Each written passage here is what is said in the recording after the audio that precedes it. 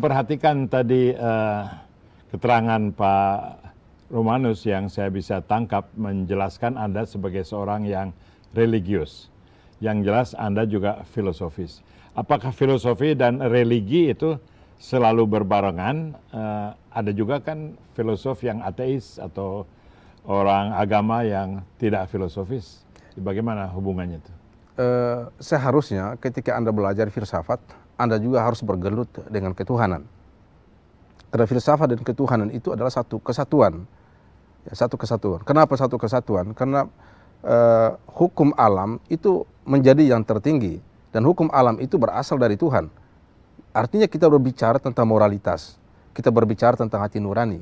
Dan ketika berbicara tentang hati nurani dan moralitas, itu adalah perspektif yang sangat dalam kehidupan rohani. Dalam kehidupan agama-agama. Semua agama akan berbicara tentang moralitas. Tanpa agama, tidak ada agama yang tidak berbicara tentang moralitas. Tidak ada agama yang tidak berbicara tentang kebaikan, kejujuran, nurani. Jadi ini basic, sangat basic. Dan filsafat mengambil peran yang sangat penting berbicara tentang moralitas masyarakat. Moralitas politik, moralitas kehidupan agama-agama itu sendiri. Filsafat juga mengkritisi itu. Jadi filosofi itu tidak netral ya, dia berpihak pada kebenaran. Dia berpihak pada kebenaran, dia berpihak pada nilai-nilai yang bersifat universal, kejujuran, kemanfaatan sosial, itu keberpihakan dari filsafat, dari filsuf itu sendiri. Bagaimana filosofi Anda itu membentuk pikiran dalam bidang politik? Misalnya sebagai putra Flores, yang saya tahu banyak sekali orang berbakat jadi kaya dalam human resource, menjadi bagian yang utuh dari Republik Indonesia. Bagaimana pandangan Anda mengenai ketidakadilan pusat daerah, katakanlah yang sering terjadi di Indonesia ini? Ya, ini sebenarnya ada kesalahan persepsi ya. Kesalahan persepsi bahwa pusat merasa bahwa dia adalah yang paling berkuasa, dia yang paling menentukan. Pada Indonesia dengan jumlah penduduk yang sangat besar, sangat banyak, dengan wilayah yang sangat luas, itu berarti Indonesia memiliki keragaman yang sangat banyak. Dan pemerintah pusat tidak cukup, tidak mampu untuk mengakomodir berbagai keberagaman kita. Sangat tidak memadai. Kebanyakan kita berasal dari di pusat pemerintah, birokrat kita berpikir sangat tinggi, tetapi mereka lupa bahwa masyarakat kita mayoritas itu kelompok miskin, menengah ke bawah, dan mereka tidak sampai menyentuh ke dalam, tidak masuk ke akar persoalan. Dan karena itu banyak keputusan, banyak kebijakan yang diambil itu bertentangan dengan realitas masyarakat di bawah. Itu yang membuat Indonesia disebut kaya, tapi pada saat yang bersama kita terjebak dalam kemiskinan semakin dalam. Mengatasi ketimpangan itu tentunya kalau mau dengan cara yang halus, yang demokratis, itu melalui proses politik. Ya. Apa yang bisa diperbaiki dari proses politik yang kita alami sekitar kita sekarang ini? Proses politik di Indonesia itu harus dimulai dengan kejujuran dulu. Pemilu yang dilakukan melalui Komisi Pemilihan Umum harus dijalankan dengan satu mekanisme yang jujur, supaya dari proses kejujuran itu kita bisa menghasilkan bisa menghasilkan pemimpin yang juga jujur, amanah, pemimpin yang juga punya empati terhadap masyarakat. Saat ini dan beberapa waktu yang lalu kita sulit mendapat pemimpin yang punya empati sosial, empati terhadap mayoritas masyarakatnya yang miskin. Ketika mereka dalam posisi sebelum menjadi pemimpin, mereka menyatakan keberpihakan kepada rakyat. Tetapi setelah menjadi pemimpin, rakyat itu dilupakan, rakyat itu diabaikan. Secara filosofi, itu ada salah satu cara berpikir yang salah.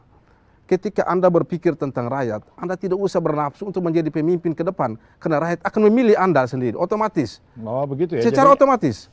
Jadi rekrutmen politik itu sesuatu salah kaprah barangkali ya.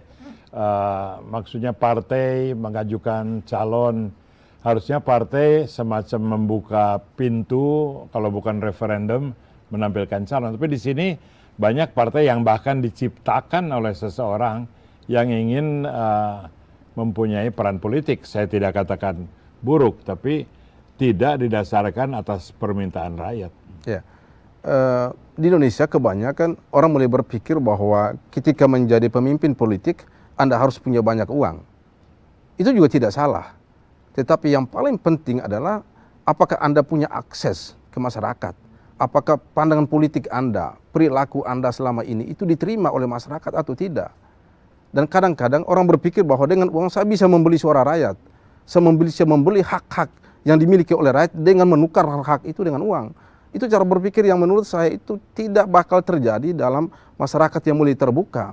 Dalam masyarakat yang open, itu hal-hal seperti itu akan dimatikan secara otomatis dalam proses demokrasi. Jadi mengandalkan uang untuk memenangkan sebuah pemilu itu akan berakhir dengan kesia-siaan. Ada jalan keluarnya karena kenyataannya kita berjalan sangat cepat dari totalitarisme yang adalah terburuk dari semua sistem, melewati demokrasi sebentar dan masuk ke dalam semacam oligarki yang dipimpin oleh uang. Jalan keluarnya melalui apa? Kalau banyak orang seperti Pak Romanus nggak jadi soal, tapi orang seperti Pak Romanus tuh begitu jarangnya sampai diundang ke talk show kan. Jadi mana ada orang yang punya common sense. Menurut Anda bagaimana? Dalam masyarakat seperti Indonesia ya, yang mulai terjebak ya dalam kapitalisme global, kita ada ideologi Pancasila, tapi Pancasila menjadi sebuah bayang-bayang ya, yang tidak jelas posisinya ada di mana antara kapitalisme dan antara individualisme. Masyarakat ini masyarakat transisi. Memang ketika kita berada dalam masyarakat transisi, proses politik itu akan terjadi lebih banyak ke transaksional. Kenapa? Karena banyak masyarakat yang terjebak dalam kemiskinan. Mereka memiliki uang 50.000 atau 100.000 ketimbang mencoba memilih orang yang tepat berdasarkan nurani mereka. Masyarakat digoda dengan uang karena kemiskinan. Ya, terima kasih. Kita break dulu sebentar, kita lanjutkan percakapan sangat fundamental dengan Romanus Buddha.